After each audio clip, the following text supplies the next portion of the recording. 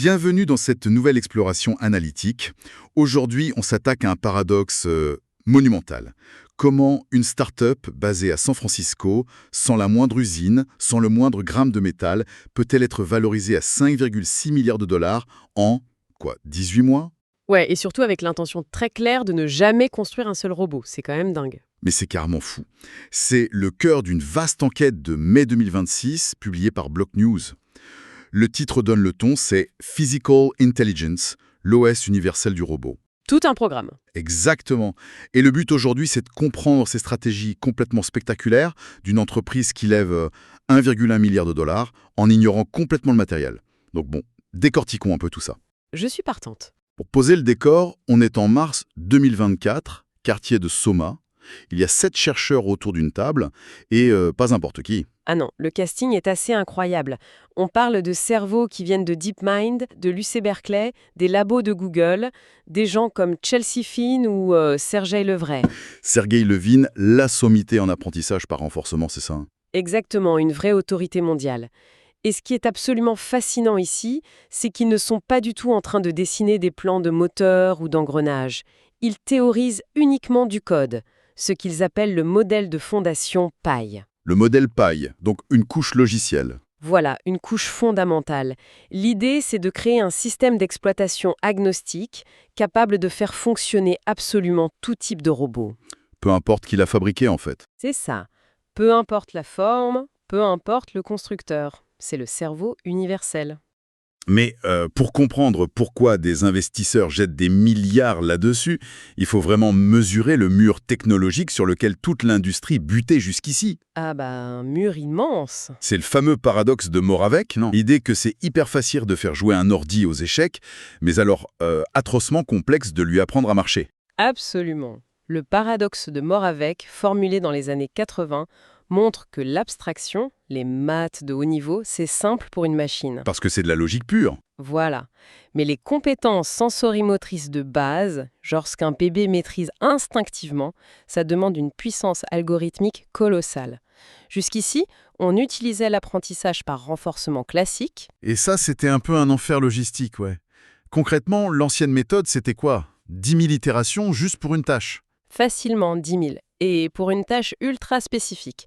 Si on voulait qu'un bras prenne une boîte rouge sur une étagère à, disons, 1 mètre de hauteur, on devait le programmer au millimètre. Et le drame, c'est que si on change la boîte rouge par une bouteille bleue, Ou si l'étagère bouge de 300 cm, le robot panique. Il ne sait plus quoi faire. exactement, le système plante. L'équation de l'industrie, c'était un robot égale une tâche. Si tu voulais passer à une autre tâche, il fallait un réentraînement total. Ça coûte une fortune, ça. C'est ruineux. Et ça bloque le déploiement à grande échelle. Mais là, Physical Intelligence arrive avec une solution, l'architecture VLA. VLA. Vision Language Action, c'est bien ça? C'est ça, le robot voit, c'est la vision, il comprend une instruction textuelle. Genre, prends l'objet sur l'étagère. Oui, c'est le langage. Et ensuite, il agit, c'est l'action. Mais la vraie magie, c'est qu'il apprend des concepts abstraits transversaux. Voici où ça devient vraiment intéressant. C'est un peu l'analogie de l'étudiant, non? Comment ça? L'ancienne méthode, c'est comme un étudiant qui apprend un corrigé d'examen par cœur. Si le prof pose exactement la même question, il a 20 sur 20. Mais si la question est un peu différente, il panique. Voilà, il rend copie blanche. Alors que le VLA, ça apprend à l'étudiant la logique de la matière. Le robot comprend intrinsèquement que les étagères ont une certaine profondeur, que les objets ont une géométrie. Et qu'on ne serre pas un verre fragile de la même manière qu'un bloc d'acier. Il ne mémorise plus bêtement, il généralise. Et ça marche dans la vraie vie. Les chiffres de Block News sont dingues. Le modèle Pi 0,6 affiche un taux de succès de plus de 90% sur de vraies tâches de manipulation en usine. 90%, pas en labo, en usine. En usine.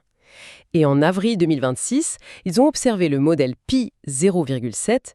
Il montre déjà des signes précoces de généralisation sur des tâches qu'il n'a jamais vues. C'est bluffant. Et c'est pour ça que Levin dit souvent qu'il vise des tâches, je cite, ennuyeuses mais infiniment utiles, non? Exactement. Il ne s'agit pas de faire des sauts périlleux à un robot humanoïde, ça c'est souvent préprogrammé pour un seul châssis. Eux veulent plier du linge, trier des déchets, déplacer des caisses, l'utile quoi. Inverser le paradoxe de Moravec grâce à la magie du VLA, c'est brillant. Mais bon, la technologie, c'est le cerveau. Comment Physical Intelligence compte dominer le corps financier de cette industrie? Alors il y a la stratégie est redoutable. Le marché de la robotique humanoïde, selon les sources, s'est projeté à 165 milliards de dollars d'ici 2034. Ah ouais, ça fait rêver les investisseurs. Si l'on relie cela à une vision plus globale, c'est l'analogie d'Android contre Apple. Physical Intelligence veut clairement être le Android des robots. Donc, au lieu de s'embêter à fabriquer le matériel, qui coûte super cher, qui demande des usines, des chaînes d'approvisionnement, Eux, ils font juste l'OS. Ils vendent des licences, et une fois que ton logiciel est mature, ta marge bénéficiaire elle est presque infinie. bah oui, dupliquer du code, ça coûte 0, construire un robot en titane, ça coûte toujours le prix du titane. Exact. Et regarde les concurrents. Tesla fait son Optimus, mais c'est fermé à l'écosystème Tesla. Boston Dynamics a son robot Atlas, une vraie merveille, mais propriétaire. Figure, AI aussi, avec le Figure 03, en partenariat avec BMW. Que des systèmes verrouillés. Physical Intelligence, eux, ils arrivent en disant « all-in », installez notre modèle paille sur tous ces robots et rendez-les généralistes. D'où le terme de Levin, l'explosion cambrienne de la robotique. Une infrastructure unique pour une multitude de matériaux. Exactement. Tu deviens le standard de facto, tu crées un monopole organique. C'est l'effet de réseau pur et dur. Ce qui explique les investisseurs. Quand tu vois Sequoia, Jeff Bezos, OpenAI et surtout Capital G. Capital J, c'est crucial. C'est le fonds d'Alphabet, la maison mère de Google. Donc Amazon, Google, ils comprennent parfaitement cet effet de réseau. C'est l'histoire d'AWS en fait. Tout à fait. Amazon Web Services est devenue l'infrastructure invisible du web.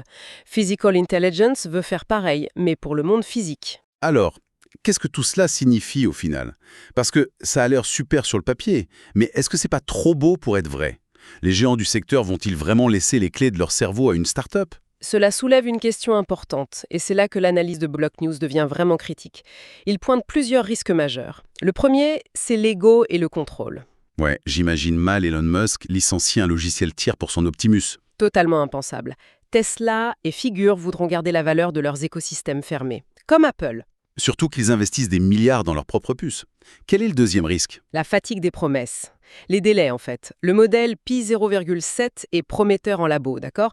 Mais Levin ne donne aucune date pour un vrai déploiement commercial massif. Et pendant qu'ils peaufinent leur code, Tesla et Boston Dynamics pourraient très bien inonder le marché et capter toute la demande. Exact. Et le risque 3 est lié à ça, la déferlante chinoise.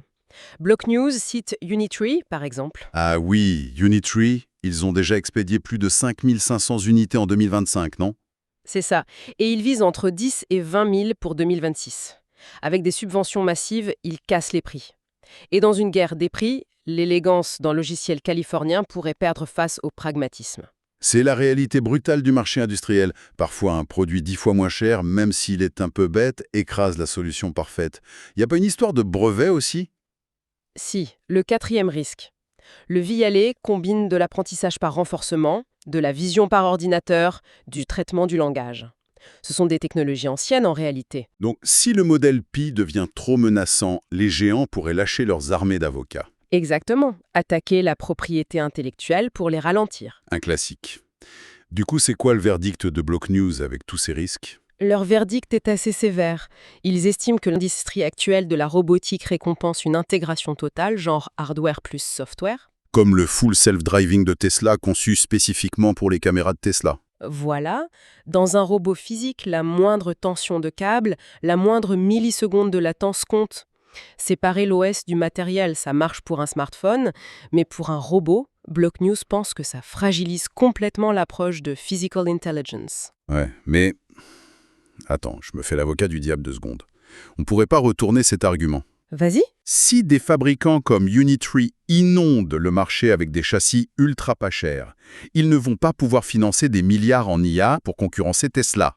C'est vrai. Du coup, ne seraient-ils pas les clients parfaits pour Physical Intelligence, une licence pas chère pour transformer leur robot basique en une machine super intelligente? C'est le cheval de Troie idéal. C'est une excellente réflexion. La prolifération de matériel bon marché pourrait effectivement être le tremplin du logiciel Pi, le fameux modèle Windows des années 90 sur les PC clonés. Exactement. Ce qui nous amène à une conclusion assez profonde pour ceux qui nous écoutent. Ce qui se joue actuellement, c'est pas de savoir à quoi ressembleront les robots de demain. Le métal, la forme, on s'en fiche un peu. Ce qui compte, c'est qui contrôlera la pensée de ces machines. Voilà. L'avenir de la force de travail mondiale ne sera peut-être pas forgé dans l'acier, mais défini par une simple mise à jour logicielle, téléchargée silencieusement en arrière-plan. D'ailleurs, ça m'amène à une pensée finale, un peu provocatrice, qui n'est pas dans l'article, mais qui mérite réflexion. Ah, je t'écoute. Imaginons que Physical Intelligence gagne son pari, que le modèle Pi devienne le système unique, le cerveau centralisé de tous les robots industriels, des drones, des humanoïdes mondiaux. L'OS universel absolu. Voilà. Que se passera-t-il le jour où ce système central fera face à un bug critique mondial ou à une faille de sécurité majeure? Oh wow. L'écran bleu de la mort, mais appliqué à des millions de bras mécaniques qui manipulent des objets physiques en même temps. Exactement. Un seul point de défaillance pour la motricité de la force de travail mondiale. Ça donne le vertige, non? Énormément de matière à réflexion. Un immense merci à toutes et à tous d'avoir suivi cette plongée dans les rouages, ou plutôt les lignes de code de la robotique moderne. On vous invite à continuer à creuser le sujet de votre côté. À très bientôt pour une nouvelle exploration.